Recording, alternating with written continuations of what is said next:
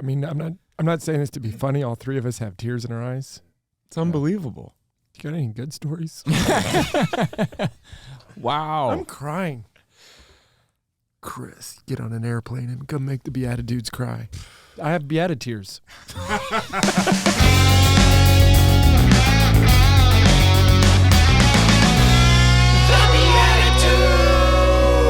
Hello. Whoa, all right. Okay. The Howling. return of the howl. Yes, it's back. Listen, this guest has me pumped. It has lain dormant since '89, but here it is. Hi. Helen since '89. Welcome to the Beatitudes, a fun bonus episode this Friday. And my name is Paul Kolker, your host, and I'm joined as always by Nick Besner, Howdy, howdy. Jeff Scheffelbein, Standing on the shoulder of giants. and this is a podcast for Christian men seeking to grow in humor and holiness with one another as we strive to follow the will of the Holy Trinity. We are joined today again by Chris McMahon, who was telling us... Excuse me. You get choked up when we bring on Chris. I mean, like it's with a long history together. We go way back. if you've touched somebody in a hot room like this, rubbing elbows. Yes, we are now brothers.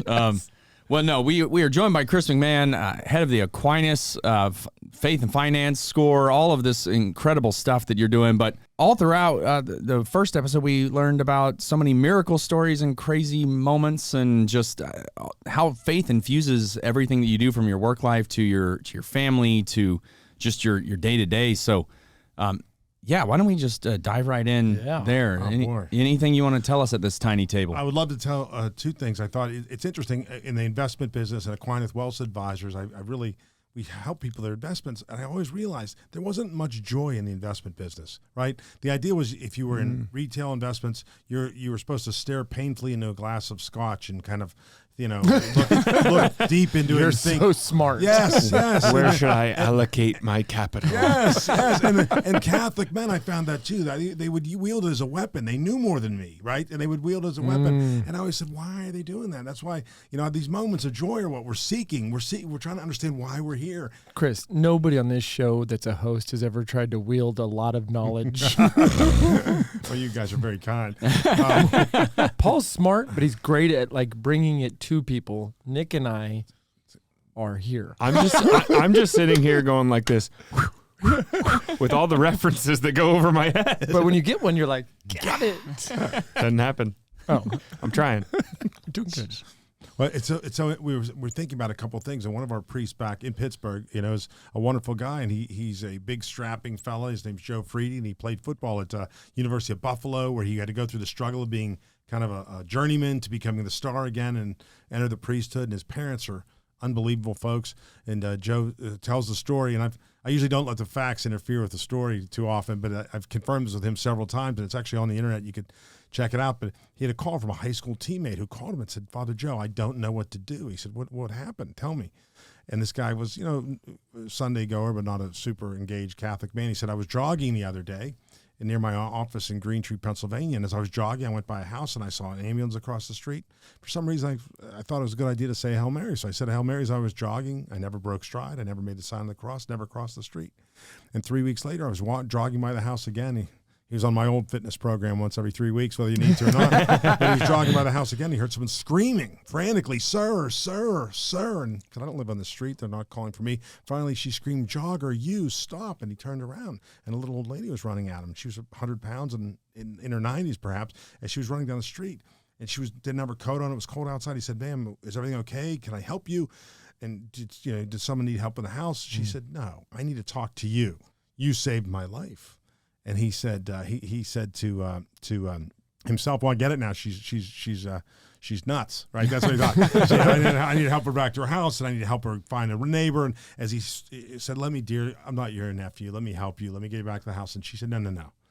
I know exactly who you are. She said, 3 weeks ago, I was in my house, and I had a stroke, and I was in a coma. And I was in my house. Remember, the doors were closed. There was nobody. He just saw the ambulance. and I was unconscious, and they took me over to St. Clair Hospital, which is very close to my office in Pittsburgh, and they took me to St. Clair, and as I was there, Jesus appeared to me, and he looked at me, and he held up his hand, and Jesus said, you are going to come to heaven today, but this man prayed to my mother for you. And as a result, you are not going to heaven today. You're going to stay on this earth a while longer. And she didn't, that's all she had. And she was sitting in her house 3 weeks later, and he went jogging down the street, and she said, that's him, and he's not gotten off the street, and I'm going to tell him about this. Wow. And it was overwhelming to the jogger, and it's an amazing thing.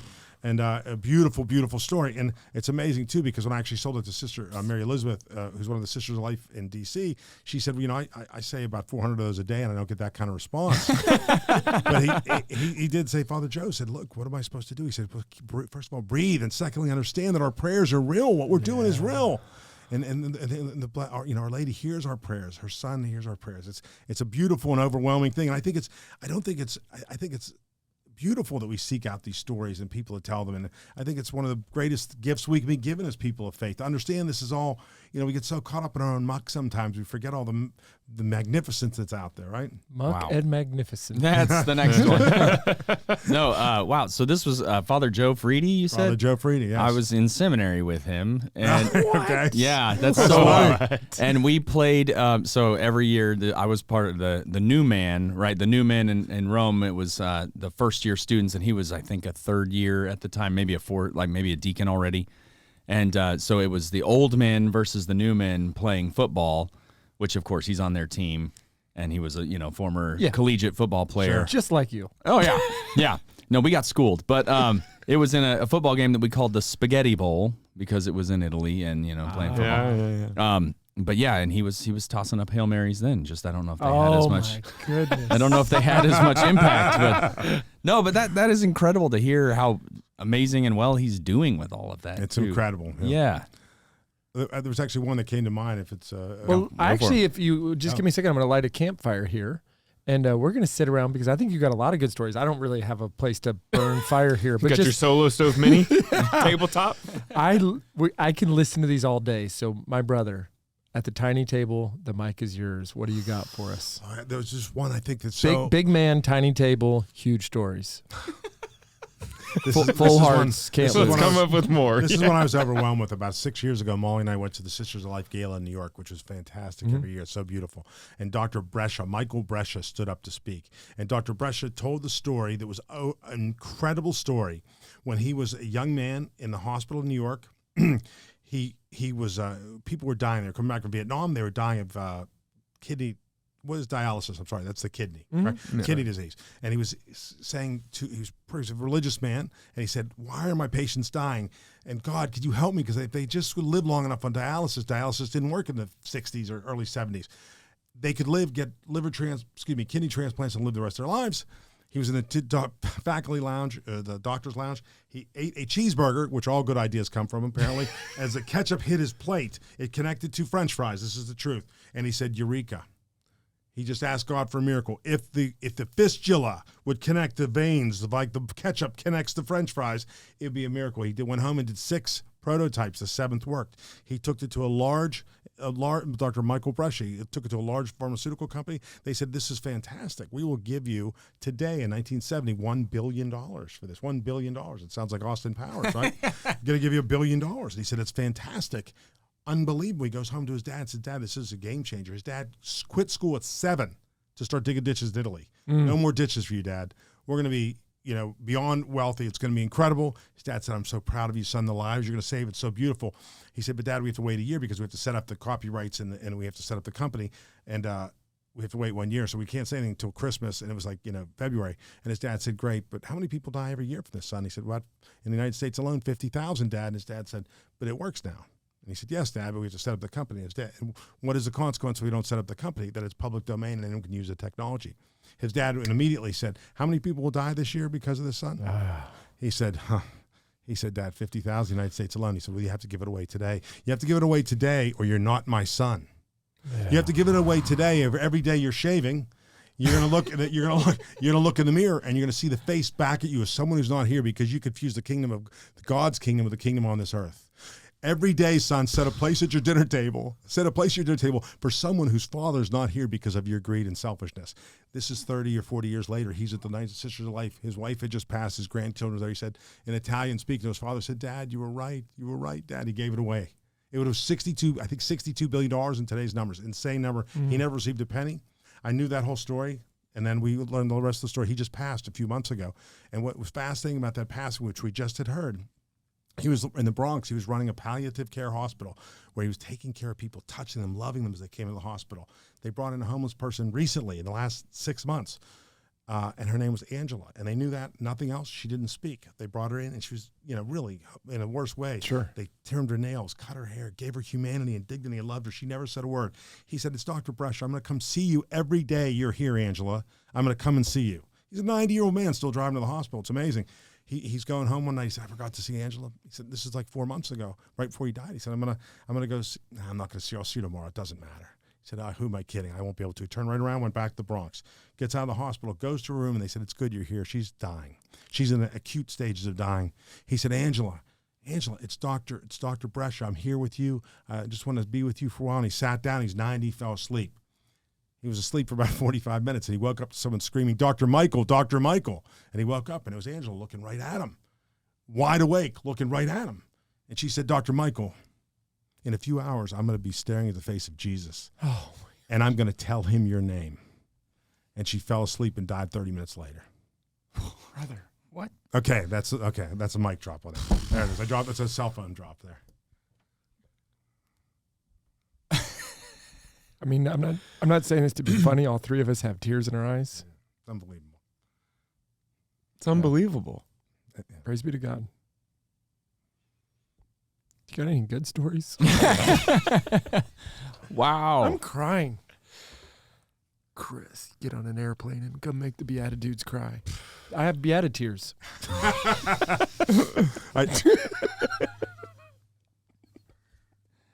That's so good. I'm ready to wait. One more deep breath and we can go back in. Okay. I have a lighter one if you want it. If you're driving, by now I hope you've pulled over. I'm not editing any of this. Absolutely not. One more lighter. Lighter. If you want it, please. Yes. This is a simple one. Molly and I are so blessed we were able to, the kind of the Council of the Sisters of Life opened a maternity home in Pittsburgh called Mary's Place. Our friends are wonderful. It's a beautiful thing. We asked people to come cut the grass. 40 people show up, and it looks like a BMW car lot. I laugh. All the people, none of the guys have tools at their own houses. They go to Royers Hardware, buy them, and bring them over. Yeah, they leave them there. Price tags on them. They don't want to leave. They don't want them in their garages. They're like, I don't want that in my garage. Why do I want that? But anyway, somebody dropped off a mother. And sometimes as you guys are involved in maternity homes, sometimes the work gets a little tough. Yeah. We have the beautiful sisters of St. Michael the Archangel from Nigeria working there. And we always say, sisters, let's be a little less religious. We don't want to scare them off too much. We don't want to scare them off. It's called Mary's Place. There's statues of Our Lady everywhere. There's a grotto. It's fantastic. Anyway, so this woman walked in, and she looked nervous. And she said, I'm here. I'm pregnant. And I saw the car outside. You don't know what the car is. I said, I'm going to go out and say hi to the guy. I happened to be there. My office is nearby. I walked outside, and the guy rolled down the window. He looked tough, and I'm an old guy now. I'm like, I'm just saying hi. I said, hi, I'm Chris. I'm Chris. Not like the guy at home, Chris. They're both Chris. special. Both Chris. I'm Chris. I said, but I'm a volunteer here. And I thought he was going to say, be angry and be mad. And, he looked like a tough guy. And he looked at me and he said, he started crying. He said, is she going to be okay here? And I said, sure, that's why we're here, that she's going to be fine. It'll be great. And he said, because I have to go to New Jersey to get a job because I need to have a job so I can pay for her to come back and be with me so we can be together and I can be a father to my baby so I can raise this baby. And I said, well, she's going to be great here. Let's look at this place. I said, I'm, a financial guy. This is sister from Nigeria. You're from New Jersey. And I realized all his belongings were in the car. He was overcome with emotion. And I said to myself, well, what can I do here to comfort the guy? And I was just back from Our Lady Guadalupe. And I said, his name to me thought it was a Mexican name. I said, are you Mexican? He said, I am. I said, do you know Our Lady Guadalupe? He said, I do. I said, why don't we pray to Our Lady, just thanking her for the beauty that we're all together today, right? So we pray Hail Mary, and as we finish, I laugh because Sister, who we always said don't be too religious, says, yeah, but don't worry, we're not that religious anymore. He's just being crazy. So she's talking me down like I'm the religious wacko. And the guy was so comforted. He sent for her, and a month later she went with him. 6 months later, we got a beautiful note from both of them that they were married. And, you know, you need those victories, as you guys know, in the maternity home places. Yeah. So that was a beautiful, lighter, funnier Awesome. story. Well, you know what? I if y'all don't mind me calling another audible, I want you to finish on one last story. And I've heard you tell a story before about a woman who didn't want to speak about, she didn't want to tell other people about their pregnancies. So maybe if we can, and for all the Beatitudes listening right now, we all get 30 points for crying. Each of us got 30 points. Yep. Chris, you get 300 points for making us cry through Jesus through you. And I think we finish off with this story, and just thank God that we're being blessed by this grace that you brought onto our show. Oh, thank you. Feel so lucky to be with you guys. I was telling the story about one of the women who came to live with the sisters in New York a few years ago, and she came and she made the decision. The strength of these women's amazing. They decide they're not going to be overcome by their boyfriends, their families, societal pressures. They know that there's something that is a unique and undeniable gift. She said, I'm going to have my baby, but I could never tell somebody else not to have their baby. I couldn't do that because it's their business. We're in New York. I never want to tell somebody that story. And she went to her doctor's appointment, and she was on the elevator with an OB-GYN who was friendly to these expectant moms, because sadly in New York, unless the sisters go to their meetings with them, their appointments, the doctors kind of schedule abortions. Don't worry, we can cancel later if you want. But these women are, they're doctors, they're 40 figures. It's terrible. So she was on the elevator, and a woman got on the elevator, and she's happy, she's bubbly, and she said, hi. And the girl looked at her and started crying. And she said, are you okay? She said, no, I'm pregnant. She started crying. And the woman from the Sisters of Life said, her name is Raquel Joy. I said it wrong before. It's Raquel Joy. Raquel said, I'm pregnant too. That's wonderful. It's great. She said, no, I can't have a baby. I don't have the money. I can't have nowhere to live. Everything's terrible. I can never do this.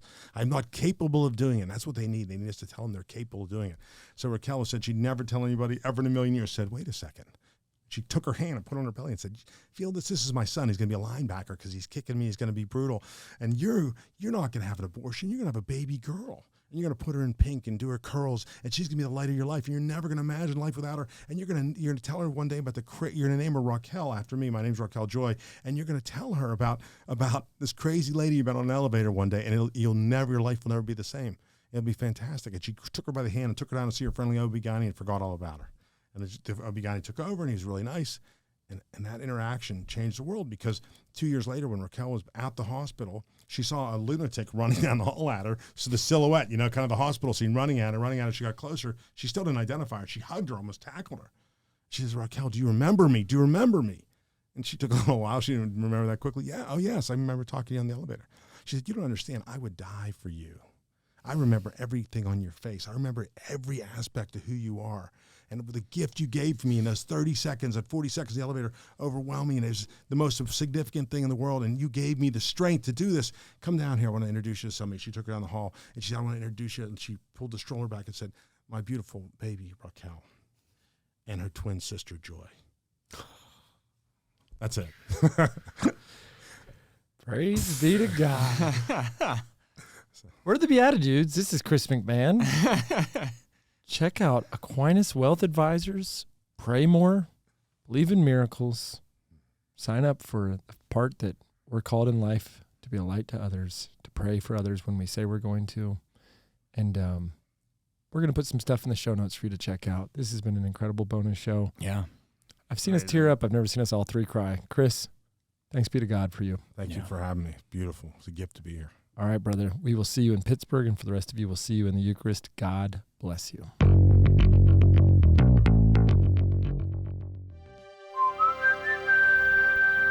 This podcast is part of the Spoke Street Network. For more great podcasts, visit spokestreet.com.